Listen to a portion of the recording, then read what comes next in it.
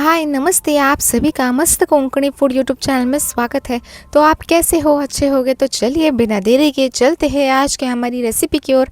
तो आज हम इंस्टेंटली बनाने वाले हैं चावल की चकली। तो ये चकली हम नॉर्मल जो भाजने वाली चकली खाते हैं उससे डिफरेंट होती है। ये इंस्टेंटली बनती है, इसके अंदर हम कोई दाल और एक्स्ट्रा चीज़ें नहीं डालते हैं, इसलिए ये आसानी से इंस्टेंटली चकली बन जाती है। तो वीडियो एंड तक देखना है ताकि आपको सारे टिप्स और ट्रिक्स समझ में आ सके चावल की चकली बनाने के लिए। तो ये चकली हम, अगर आपको भाजने वाली चकली का पसंद है तो वो वाली वीडियो भी मैंने हमारे चैनल के ऊपर अपलोड की है। वो वाली भी आप चावल की चकली या भाजने की चकली भी देख सकते हैं। उससे भी मैंने परफेक्ट मेजरमेंट्स भी से शेयर किया है, तो वो वाली रेसिपी भी ज़रूर से देखना है। पर उससे पहले ये रेसिपी देख लीजिए ताकि आप इंस्टेंटली चकली बना पाओ। तो बाकी आप आज है day 16 of making delicious semi recipe. हम 30 डेज चैलेंज रख रहे हैं जिसमें 30 डिफरेंट टाइप्स ऑफ रेसिपीज़ बनाने वाले हैं। तो आज है day 16 of making delicious semi recipe. तो आप भी हमारे साथ इस चैलेंज में बने रहिए, सब्सक्राइब करें, शेयर करें और कमेंट करना भूलना मत। आप ये वाली वीडियो कौन सी सिटी से देख रहे हो, स्टेट से देख रहे हो या कंट्री से देख रहे हो। तो चलिए शुरू करते हैं। तो पहले तो मैं मसाला बनाने वाली हूँ जो चावल की चकली बनाने के लिए यूज़ करने वाले हैं वो मसाला। तो मैं हरा वाला मसाला यूज़ करके चकली बनाने वाली हूँ। आप चाहे तो लाल मसाला यूज़ करके भी चकली बना सकते हैं। तो यहाँ पे मैंने 5 से 6 हरी वाली मिर्च ले ली है, उसे तोड़ लिया है। इसके बाद इसके अंदर सॉल्ट यानी नमक, आपके स्वाद अनुसार इसके अंदर नमक आपको डालना है। इसके बाद मैं इसके अंदर हींग डाल रही हूँ। हींग डालने से थोड़ी और बढ़िया टेस्ट करती है ये चकली। आपको इस चकली में जो मसाले यूज़ करने हैं वो आप यूज़ कर सकते हैं, पर आज मैं यहाँ पे हरी वाली चकली बना रही हूँ। आपके पास कोई टिप्स और ट्रिक्स है चकली बनाने की तो वो भी आप ज़रूर से शेयर कर सकते हैं, ताकि नेक्स्ट टाइम हम वो वाले टिप्स यूज़ करके रेसिपी बनाएं और वीडियो अपलोड करें और आप सभी व्यूअर्स को ये शेयर करें। बाकी आप सभी व्यूअर्स को अ वेरी हैप्पी दीपावली। तो आप ये दीपावली कौन से सिटी या स्टेट से सेलिब्रेट कर रहे हो वो ज़रूर से कमेंट करके बता सकते हैं। तो चलिए यहाँ पे आप देख सकते हैं हरी वाली जो मिर्च है जिसके अंदर हमने सॉल्ट डाला था यानी नमक डाला था और हींग डाला था, उसे हमने अच्छे से कूट लिया है। तो ये हरी वाली पेस्ट हमारी बन गई है। हरी वाली पेस्ट हमारी बन रही है। तब तक आपको क्या करना है, आपको ये वाली वीडियो पसंद आई है तो वीडियो को क्या करना है, लाइक करना है, फ्रेंड्स और फैमिली के साथ शेयर करना है, सब्सक्राइब करना भूलना मत ताकि ऐसी ही रेसिपीज़ आपके साथ शेयर होती रहे। तो जल्द से जल्द नीचे दिए गए सब्सक्राइब के बटन को क्लिक कर दीजिए ताकि ऐसी ही रेसिपीज़ आपके साथ शेयर होती रहे। बाकी इसमें मैं जीरा डालना भूल गई थी, इसलिए मैंने जीरा अभी डाल दिया है और थोड़ा सा इसे कूट के ले लिया है। अब हमने सेकेंड स्टेप क्या करनी है, चावल के आटे को अच्छे से छान के लेना है। चावल के आटे को अच्छे से छान के लेने से क्या होता है, इसके अंदर लम्स नहीं बनते हैं और हमारी चकली बढ़िया से बन के रेडी हो जाती है।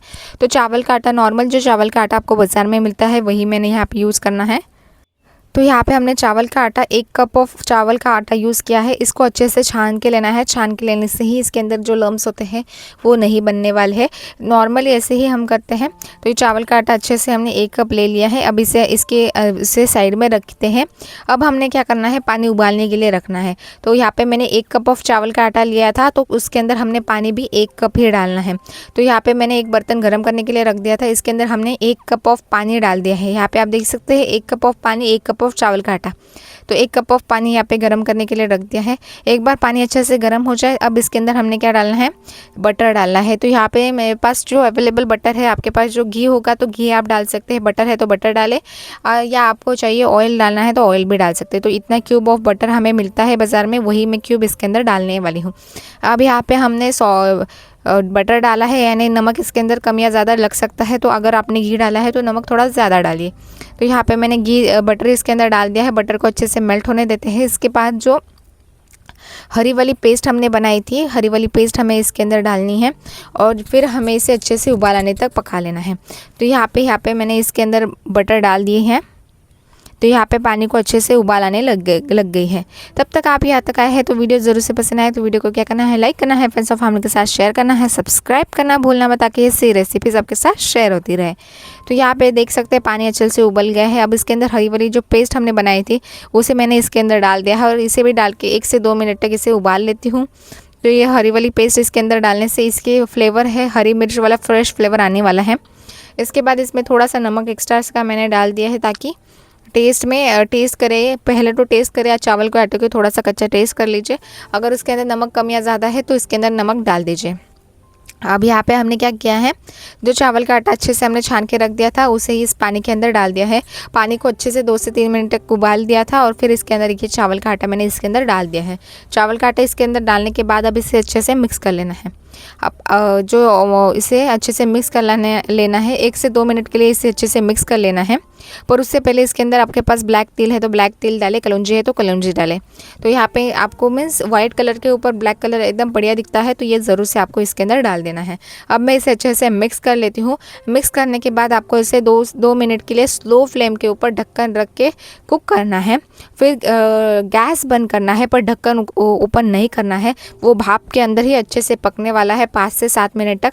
तो कम से कम 5 मिनट तक इसे रखना है, ज़्यादा से ज़्यादा 10 मिनट तक आप इसे ढक्कन रखें ताकि चावल का आटा भाप के अंदर अच्छे से पक जाए। तो यहाँ पे आप देख सकते हैं चावल के आटे को मैंने अच्छे से मिक्स कर लिया है। अब मैं क्या करने वाली हूँ, 2 मिनट तक ऐसे ही गैस को ऑन कर, ढक्कन रख के 2 मिनट गैस ऑन करने वाली हूँ। स्लो गैस ऑन करने वाली हूँ। फिर ढक्कन वैसे ही रख के गैस ऑफ करूँगी और फिर हम इसे 10 मिनट तक भाप के अंदर पकने देंगे। तो यहाँ पे आप देख सकते हैं इसे अच्छे से हमने मिक्स किया था। इसके अंदर कलौंजी डालने से एकदम बढ़िया फ्लेवर आता है। तो मैं ज़रूर से चावल के चकली के अंदर कलौंजी डालती हूँ। अगर आपके पास ब्लैक तिल है तो वो भी आप ज़रूर से इसके अंदर डाल सकते हैं। देख सकते हैं 2 मिनट तक इसे मैंने अच्छे से गैस ऑन रख के ढक्कन रख के रखा था और फिर मैंने गैस बंद कर दिया और इसे 10 मिनट तक ढक्कन के अंदर ही पकने दिया। तो यहाँ पे आप देख सकते हैं कितना बढ़िया से हमारे चावल का आटा बन के पक के रेडी हो गया है। भाप के अंदर ही ये अच्छे से बन के रेडी हो जाता है। अब हमने क्या करना है, चावल के आटे को एक प्लेट के अंदर निकाल लेना है। तो सेम ही प्लेट है जिसके प्लेट के अंदर हमने छान के लिया था, उसी प्लेट के अंदर ये जो चावल का आटा है वो मैं इसके अंदर डाल देती हूँ। तो ये रेसिपी बनानी एकदम आसान है। तो आप भी ज़रूर से अपने घर पे ये वाली रेसिपी, इंस्टेंट चावल की रेसिपी बना सकते हैं, चावल की चकली की रेसिपी बना सकते हैं।